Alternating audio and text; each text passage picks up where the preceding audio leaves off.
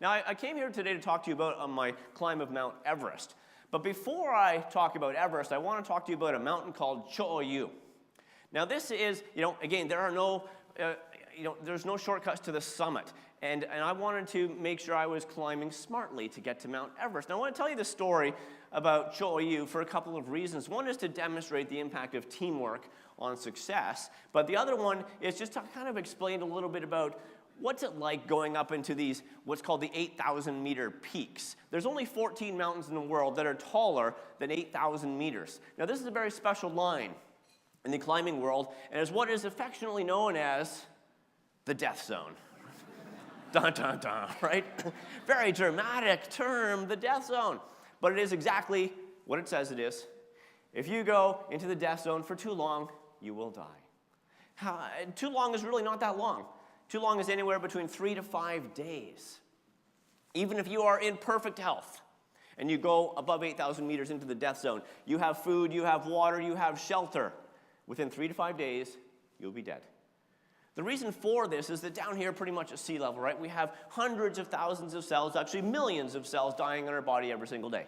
But these cells are regenerated every day. So there's a bit of an equilibrium here. When you go above 8,000 meters, because of lack of oxygen, pressure changes, environmental conditions, your cells are dying at an accelerated rate, and they cannot be regenerated. If you get a cut at high altitude, it will not heal until you come down to lower elevations because your body can't generate new cells. So your body is dying and dying and dying, and so it goes into a triage mode. It needs to protect what is most important here, the core, the heart, and the lungs. And so it shuts down less important systems. And it shuts down blood flow to your extremities, to your arms, and to your legs. So no longer can you walk so fast anymore because you don't have that oxygen-rich blood going to your legs. You can't lift heavy objects anymore because you're not as strong. You start to get frostbite on your fingers and on your toes because you don't have that warm blood circulating out to your extremities. Then as more cells continue to die, your body starts to shut down blood flow to your brain.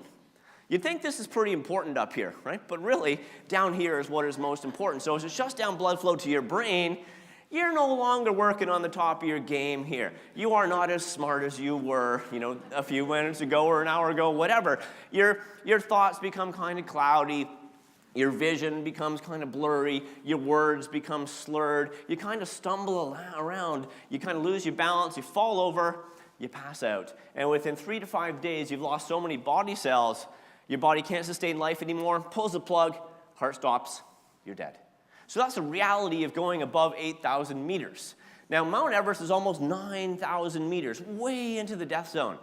So I thought, well, before I go to Mount Everest, maybe I should go one of the smaller 8,000 meter peaks first. Cho-Oyu, it's only 201 meters into the death zone.